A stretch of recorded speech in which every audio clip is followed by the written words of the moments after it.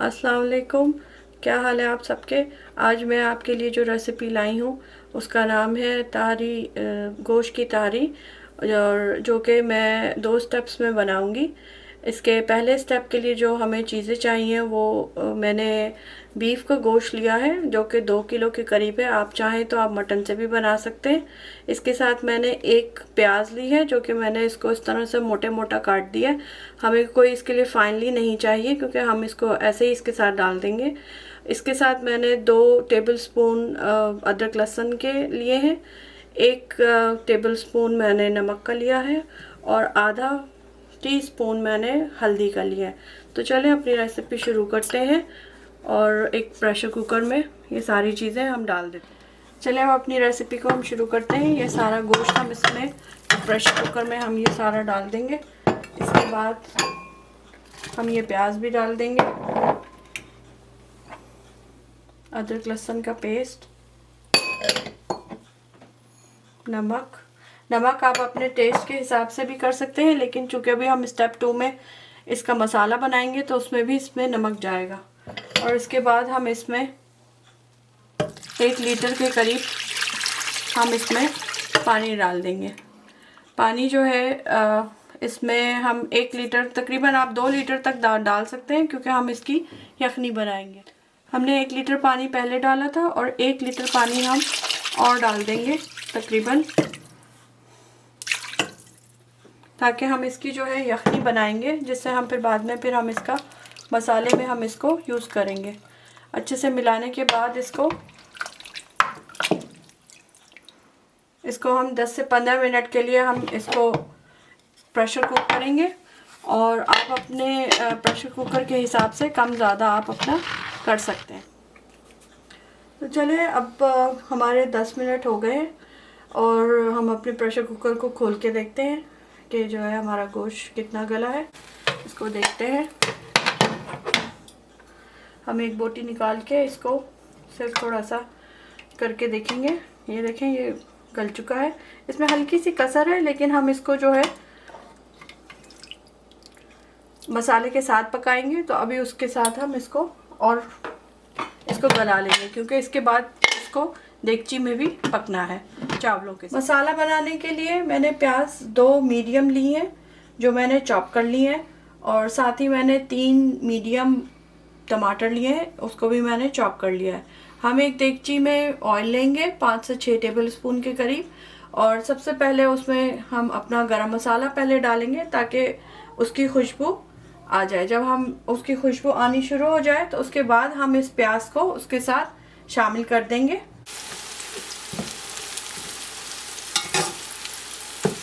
हमारी प्याज देखें इस तरह से ये ब्राउन होना शुरू हो गई है। जब ये थोड़ी सी इस तरह से आपको ब्राउन होती हुई नज़र आनी शुरू हो जाए तो उस स्टेज पे हम ये आधा टीस्पून अदरक लहसुन डालेंगे इस चीज़ पे। और इसके साथ मैंने ये 3 मीडियम टमाटर लिए हैं जिसको मैंने फाइनली चॉप कर लिया है, वो भी मैं इसी में ही डाल दूँगी।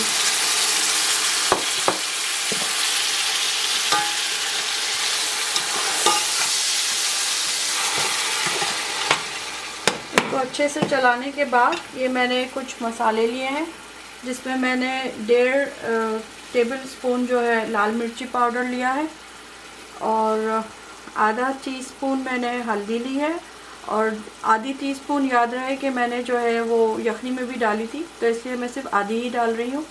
बाकी मैंने आधा टीस्पून जो है वो गरम मसाला है, ये मेरा अपना होममेड है, और साथ में ये क्यूमिन पाउडर है जो कि आधा टीस्पून है। ये सारी चीज़ें मैं इसमें इसके साथ डाल दूँगी। तो साथ साथ चलाते भी जाएंगे ताकि लगने ना पाए।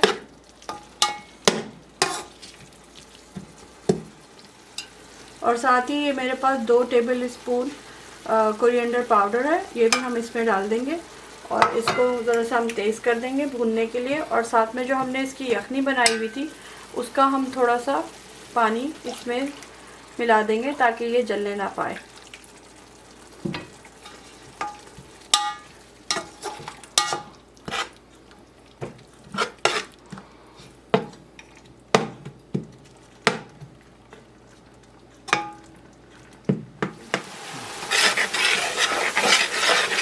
मसाला देखिए अब ये भुनने के करीब आ रहा है।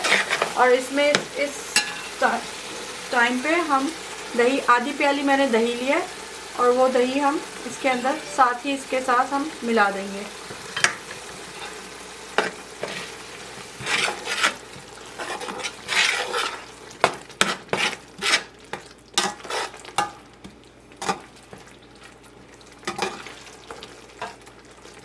दही डालने के बाद हमने इसको अच्छे से चला दिया और चलाने के साथ ही हम इसको 5 मिनट तक और भूनेंगे ताकि इसका तेल थोड़ा सा ऊपर आ जाए।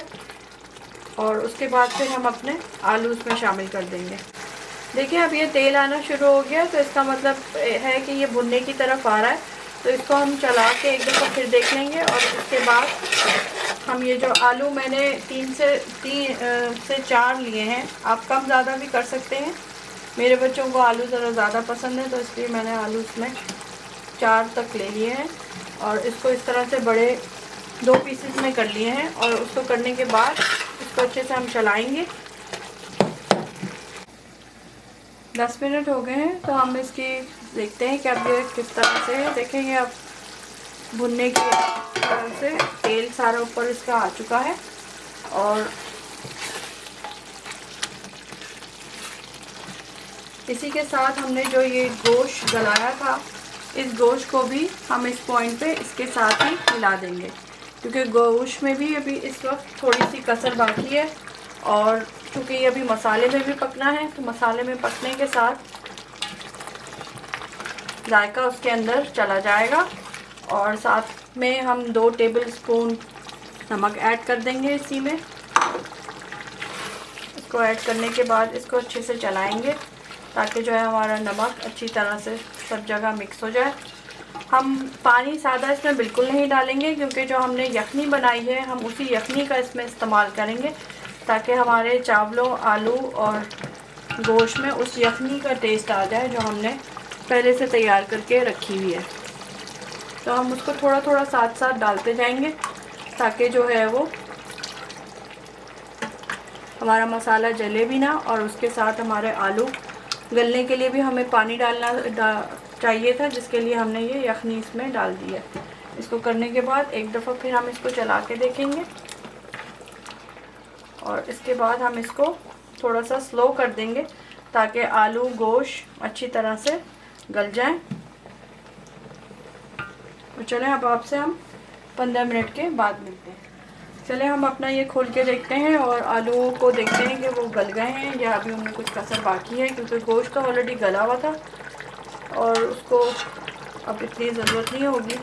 तो इसको हम ज़रा से इसे छुरी की नोक से लगा के देखेंगे। ये फर्स्ट क्लास गल गया है, क्योंकि अगर हम इससे ज़्यादा करेंगे तो अभी हमें चावल भी डालने हैं, तो वो फिर बहुत ज़्यादा टूट जाएंगे। अब इनमें चावल डालेंगे। ये चावल मैंने 3 कप ले लिए हैं और इसको मैंने 15 मिनट धो के और भिगो के 15 मिनट के लिए रख दिए थे। अच्छे से आप चावलों को धो लें और धोने के बाद इसको सारे चावलों को इसमें आप डाल दें। और डालने के बाद इसको हम हल्के हाथ से चलाएंगे, क्योंकि अगर चावल को हम बहुत ज़ोर से चलाएंगे तो वो टूट भी सकते हैं। इसको हल्के हाथ से चलाने के बाद इसमें हमें जो हमने यखनी बनाई हुई थी वो हम इसमें यखनी हम शामिल कर देंगे। इसको चला के देखते हैं दोबारा।